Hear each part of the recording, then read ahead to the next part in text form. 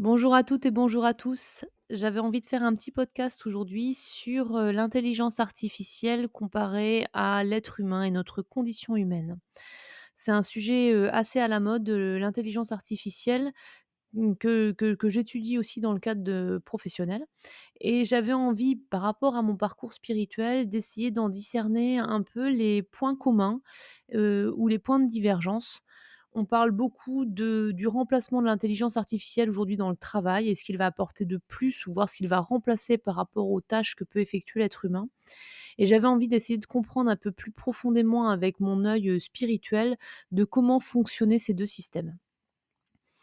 Alors, je voulais déjà faire un focus sur ce qu'était le système humain avec ses différentes, couches de corps qui, alors pour un initié va parler assez facilement, mais quand on n'est pas spécialement aguerri avec ça, c'est un peu comme un gros flou en fait, hein, on sait que ça existe, on sait que c'est là, hein, c'est logique, mais de là à le dissocier, à voir ce que ça va chercher à chaque fois, pour nous, c'est un peu plus compliqué. Donc je vais déjà expliquer un peu ça, puis après je vais faire le parallèle avec ce que je ressens, par rapport aux machines. Donc les différentes couches de corps, on a, plusieurs couches de corps. Pour les principales, celles qui sont aujourd'hui entre guillemets, «accessibles», c'est-à-dire sans beaucoup d'efforts, juste par la compréhension de ce que c'est, vous allez tout de suite voir comment ça fonctionne chez vous. Donc vous avez un corps, physique. Donc le corps physique, c'est tout simplement votre corps avec vos organes et cetera, votre carcasse. Et puis vous avez un corps, éthérique, ou énergétique. C'est-à-dire, c'est une énergie, c'est un fluide, un courant électromagnétique qui passe à l'intérieur de votre corps et qui va animer votre corps. Donc ça, c'est quelque chose qu'on traduit dans les différentes cultures comme étant le chi, le ka, le prana, la source, l'univers, éventuellement Dieu aussi. Voilà, c'est quelque chose qui met en vie, qui anime votre corps physique. Donc il a ses particularités énergétiques forcément, qu'on pourra traduire et que j'essaierai d'expliquer dans une autre vidéo. Vous avez ce qui concerne le corps mental. Donc le corps mental, c'est tout, le système qui va plutôt être lié à votre, activité cérébrale, à votre système de croyances, à vos programmations, on va dire à la partie applicative que vous avez dans votre cerveau qui va vous permettre de vous comporter d'une telle ou telle façon en fonction de donc votre système de croyances. Et le système de croyances, il est fait en fonction de votre éducation, de ce que vous avez, hérité en transgénérationnel ou des mémoires que vous avez héritées de vos parents ou de votre entourage. Et donc des expériences que vous avez pu en faire, des expériences de vie que vous avez pu faire. Et puis vous avez le corps émotionnel qui est là, la capacité à ressentir, ce qui va se passer autour de vous et qui va se traduire par des émotions qui vont se générer dans votre corps. Il y a d'autres couches de corps en spiritualité, la couche, causale qui va toucher à l'âme, la couche bouddhique et la couche atmique, hein. Là, on va rentrer dans le karma ou dans d'autres sphères, dimensionnelles. J'en parle pas ici parce que elles demandent d'être un peu plus, on va dire, connectées en tant que telles et c'est pas ce qui nous intéresse pour le sujet. Donc on va vraiment se focaliser sur ces 4 couches de corps: physique, éthérique ou énergétique, mental et émotionnel. Et je vais faire le parallèle avec, ce qu'est une machine, avec ce qui est tout un système, numérique où vous allez retrouver différentes couches. Donc une couche, système, enfin pas une couche de système, pardon, une couche, de matériel. Un ordinateur portable, par exemple, va avoir une couche matérielle, hein, du plastique qui va permettre, d'accueillir les différents composants, au même titre qu'on accueille dans votre corps différents organes. Et puis, on va le brancher, donc il va être alimenté, par une énergie électrique, hein, qu'on pourrait comparer à la couche éthérique ou la couche énergétique. Et puis, on va avoir un système de programmation, donc un système mental, un disque dur avec, des mémoires qui sont associées, avec, des expériences qui sont faites, des applications, qui vont pouvoir retraduire un système applicatif à un moment donné, pour faire telle ou telle chose et cetera. Donc vous avez, le même type de parallèle entre la couche humaine, on va dire, et la couche, numérique. Ce qui manque aujourd'hui pour moi, c'est la couche, émotionnelle. Et donc là, j'ai parlé d'un ordinateur, mais ça marche exactement pareil pour un système de réseau, où vous avez différentes couches réseau, où ça va marcher, pareil pour, ce qui va concerner l'intelligence artificielle qui est, basée sur, un système, avec des machines et dans lequel on va mettre des applications spécifiques qui sont plus évoluées que d'autres applications qu'on pourrait voir sur un système standard, parce qu'elles embarquent des algorithmes qui vont permettre d'apprendre et de tirer parti d'une expérience, mais qui, restent quand même relativement, pauvres, on va dire, par rapport à une expérience humaine qui va embarquer et qui va, hem rendre cohérent et interopérable, qui va faire interagir, parce que le terme interopérable existe aussi en informatique, mais qui va faire interagir les différentes couches de corps entre elles. Voilà.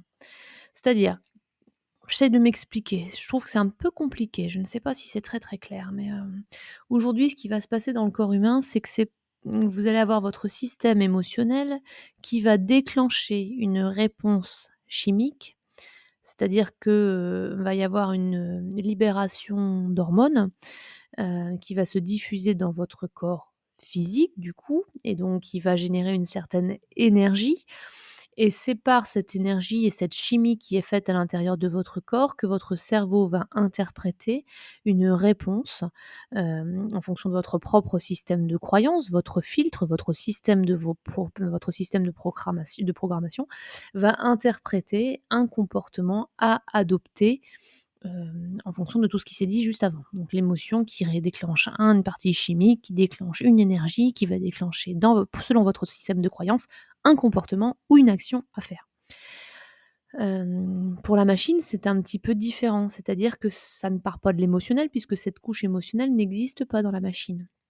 Et donc c'est plutôt le système de croyance qui va engendrer aujourd'hui une réponse qui lui semble être la plus appropriée en fonction de son système d'apprentissage. Et c'est là où il y a une vraie différence et qui pour moi me paraît un peu dangereuse dans l'avènement un peu dangereuse et enfin, la dangereuse, surtout limitante, dans le système d'intelligence artificielle. Parce qu'il y a du bon, hein, forcément aussi dans ce qu'elle apporte, mais en tout cas, il y a un système très limitant. C'est-à-dire qu'elle ne va pouvoir retracer une expérience, qu'en fonction de l'apprentissage, et de la croyance qui a été générée derrière.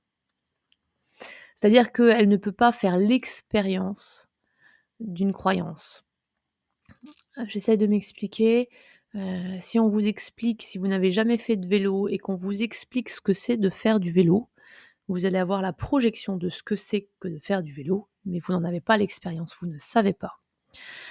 Vous avez juste la croyance, la projection de faire du vélo, mais vous ne savez pas ce que c'est l'expérience dans son grand tout, c'est-à-dire dans la sensation que ça apporte, dans l'expérience et dans l'émotion que ça génère et donc dans la diffusion physique, chimique, énergétique que libère le fait de faire cette expérience. Voilà. Et c'est là où l'intelligence artificielle va s'arrêter, quelque part, puisqu'elle n'est pas en capacité aujourd'hui de pouvoir générer cette expérience. C'est pas une expérience qu'elle fait. Quand on parle d'intelligence artificielle, il y a 2 systèmes différents. Il y a le machine learning et le deep learning. Et les 2 sont basés sur un système d'apprentissage. La machine learning, juste parce qu'on va l'alimenter avec un système, avec des données qu'on va lui faire intégrer et ingurgiter pour qu'elle apprenne. Et le deep learning est basé sur un système un tout petit peu différent, c'est-à-dire qu'il va, avoir un algorithme qui va, hem, identifier les systèmes de croyances les plus récurrents.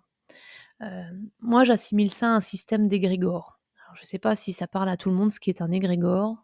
Moi, si j'avais à le décrire, un égrégore pour moi, c'est, un énorme nuage de pensée collective. Et donc, quand vous pensez, vous émettez une énergie, cette énergie va créer un nuage de plus en plus gros. Et plus vous êtes nombreux à penser la même chose, plus ce nuage va grossir. Et ça, c'est ce qu'on appelle un égrégore. Donc vous avez des systèmes de pensée où peu de gens pensent, la même chose et donc ça crée un égrégore plus petit et en fonction, des pensées collectives et alors pour le coup plus ou moins influencé, mais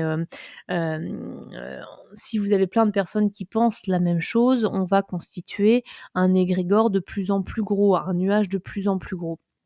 Et c'est ce qui me fait peur un petit peu avec, ce qu'on appelle le deep learning, c'est que l'intelligence artificielle va se baser sur la quantité de pensées similaires pour pouvoir se créer sa propre forme de pensée. Donc on est loin du libre arbitre, de l'esprit critique ou du discernement qui fait que parce qu'on a fait une expérience, on sait de quoi on parle. Là, on est, attention, j'ai basé mon expérience parce que la masse, le plus grand nombre de personnes a fait cette expérience-là et donc je considère que c'est la bonne. Et ça, pour moi, c'est un vrai problème qui pourrait se poser à un moment donné, notamment en termes d'influence, ou d'enfermement dans un système de croyance, heu, qui ne fait que relater que le système de croyance, ambiant, maximal d'une société. Bon, je sais pas si c'est très clair, j'essaie d'être le plus clair possible, mais j'ai des fois l'impression de m'embourber dans ce que j'explique. Peu importe. Tout ça pour en revenir à quoi? Alors si, je voulais quand même parler, du fait que, aujourd'hui, il y a des vraies questions qui se posent dans les entreprises et de savoir la plus-value des métiers par rapport à ce que pourrait faire un système d'intelligence artificielle. Et donc c'est important, je pense, en tout cas moi je trouve ça intéressant de pouvoir faire cette comparaison-là, parce que c'est là où on voit bien les limites du système de l'intelligence artificielle et qu'on voit bien la plus-value de l'humain, par rapport à tel ou tel métier. Alors c'est un constat qu'on fait déjà parce que dans les entreprises, on se dit qu'il faut capitaliser sur les soft skills et que la machine, c'est quelque chose qu'elle ne pourra pas faire. Et effectivement, si on regarde ce prisme, ces comportements d'un prisme, avec le prisme des émotions, on se rend tout de suite compte, très, très vite compte que l'intelligence artificielle ne pourra pas, hem, aujourd'hui en tout cas, dans l'état actuel des choses, hem, permettre de compenser ça et du coup de travailler sur l'affect, sur, le fait de relater des nouvelles expériences. Mais quand on parle de ça, on parle aussi de la capacité d'innovation ou la capacité de voir d'une façon différente ce qu'est une société, qui a un système de pensée identique et normalisé. Donc, l'intelligence artificielle, au-delà de pouvoir avoir un aspect, alors créatif, mais créatif limité dans le sens où elle imite un système de pensée collectif, ne pourra pas être disruptif ou différent, puisque du coup, elle n'aura pas intégré un système de pensée qui permet d'être, à contre-courant, on va dire, d'un système globalisant. Voilà. Je réfléchis si j'ai d'autres choses à dire sur l'intelligence artificielle. Hem, je pense pas. En tout cas, pas dans dans l'état actuel des choses. J'espère que ce que j'ai évoqué ici n'est pas trop flou. J'essaie de pas être trop technique dans un sens qui soit dans le sens spirituel ou dans le sens plutôt technique et numérique. Je sais pas si cette passerelle, entre les 2 est suffisamment claire. Ce qui est important quand même dans mon discours à dire, c'est que, l'idée c'est pas de stigmatiser, l'intelligence artificielle et d'en rendre de rendre ça pas, pas intéressant et pas à exploiter. Parce que justement, il a quand même une vertu très intéressante, c'est de permettre en fait à l'homme, à l'humain, de se libérer de tâches automatiques qui n'ont aucune plus-value. Dans plein de métiers aujourd'hui, il y a quand même beaucoup d'automatisation qui pourraient être remplacées. Alors, on parle d'intelligence artificielle parce que ça fait bien en ce moment. Moi, je parlerais juste d'automatisation entre tâches ou d'interopérabilité ou d'interconnexion des systèmes, ce qui ne fait pas spécialement l'intelligence artificielle en tant que telle. Mais en tout cas, il y a des processus qui peuvent être mis en place et qui peuvent être bénéfiques, dans le sens où l'intervention de l'humain aujourd'hui n'a pas de plus-value intéressante, quand on est du clic-bouton ou qu'on on est juste sur un système de contrôle que la machine peut réaliser. Donc ça, en tant que tel, c'est intéressant de le mettre en place, au même titre que, de pouvoir retrouver une information très, très rapidement, beaucoup plus rapidement qu'un moteur de recherche, c'est hyper intéressant aussi à les mettre en place. Maintenant, il y a plein de choses sur lesquelles il faut aussi être, assez méfiant parce que, au-delà du système un peu ludique qu'on peut voir sur l'intelligence artificielle qui va être de substituer votre propre voix, de substituer votre propre image, et donc quelque part de créer un avatar à votre image, comme si c'était vous, mais dans une version 2D de vous, c'est-à-dire sans dimension, humaine, sans dimension émotionnelle, sans dimension, relationnelle, fait que, ça peut vite être, en fait, c'est vous sans être vous, en fait, tout simplement. Donc c'est une partie de vous qui pourrait, dans un certain laps de temps, être maîtrisée, mais qui pourrait très bien aussi ne pas être maîtrisée, être utilisée contre vous. Et c'est en ça que c'est important aussi de regarder, ce positionnement-là de l'intelligence artificielle.